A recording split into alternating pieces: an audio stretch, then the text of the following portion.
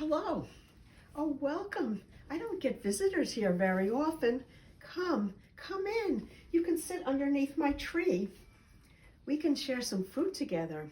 We could even have a pot of tea. I have the most wonderful and flavorful herbs here in my garden. Look around you at my most marvelous paradise. It is all filled with magical treasure. And I'll tell you a secret. The treasure I care for here spans both the heavens and the earth. You see, we are at the place where spirit, breath, and matter intersect, where the living beings of earth and the animating forces of the divine join together in harmony. It is so hard to look at your holy book. It seems that I am the source of some vicious cursing. I just can't imagine why that would be. It's strange that your world wants to connect me with curses, as I am a giver of life. In fact, did you know that my name Eve means life? Yes, Eve means life. I don't understand what has become of you, my children. It is said that I brought a curse to humanity. Do you see life as a curse? Let me tell you a little bit about myself. Perhaps then you will see me differently. But first, let me introduce you to two of my friends, because here they are approaching now, these two serpents. Oh, I see you look frightened. Why would that be? Do you think poorly of serpents too? They won't hurt you. In fact, their venom has been known to inspire ecstatic trances, just like the experience you are having right here, right now with me. It is this trance state that allows you to visit me here in my garden of delight. Did you know that I am a serpent goddess as well as a tree goddess? I only appear to you now in this body so we can communicate. In ancient Egypt, they knew me. When they inscribed the word for goddess, they included the hieroglyph of the cobra. They understood my essence. I don't know why this would be surprising to you. I see that the symbol of healing in your world, the caduceus, is two serpents rising on a pole. Does that mean that healing frightens you too? You know, there once was a very powerful oracle in Greece in a place called Delphi. She was called the Pythia, after my pythons, a point of pride, I might add.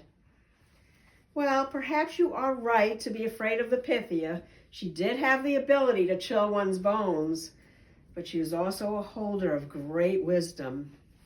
So please, say hello to my two friends here, in truth, yours too, Tohu and Bohu.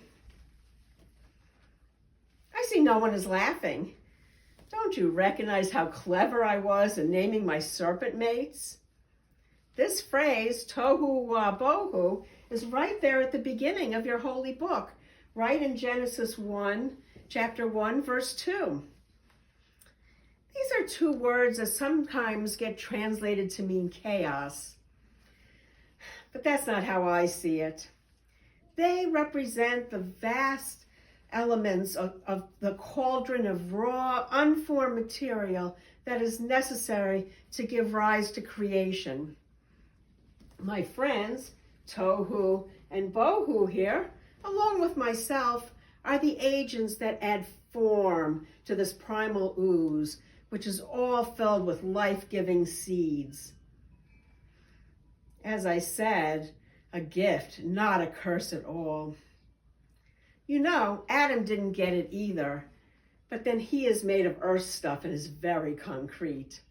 I bring the breath of creativity.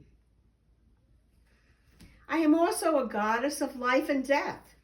You can think of my garden here as a threshold way station a gateway, a place between the worlds, a jumping off point between heavenly adventures and earthly adventures.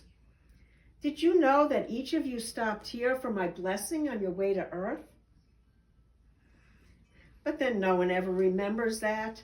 Perhaps that is why I am seen as the source of curse.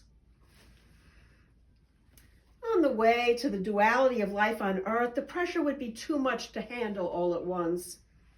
It hurts until we get used to it. That's one of the reasons that babies cry so much. You know what? You will stop here again on your way back to the heavens. It is a chance to be present and to adjust again to non-duality. My garden here of earthly delights is also the garden of heavenly delights. You may know its name, Eden. And here I freely offer my blessings to all who pass through. Can't you see the gift in that? Without the duality I bring to you, you cannot walk upon the earth. Think about it. Even your own bodies are dual. Two-sided brain lobes, heart, lung, kidneys, ovaries, testes, breasts, all of it. This is my gift to humanity. This is a gift that allows us to enter the space-time continuum and walk upon your luscious earth. In fact, speaking of duality, you know you cannot stay here too long in your body, dual as they are. This garden is not made for your form. Let me show you your way back. Oh, you have a question before you go? You know what? You don't even have to ask because I know what it is. You'd like to know what kind of tree Adam and I ate from. Well, I'll tell you. It wasn't a fig tree, an almond tree, or even an apple tree. It is the tree of all seeds. It is all those and more. It is, after all, the tree of Eve, or as it's translated in your holy book, the tree of life. My own tree.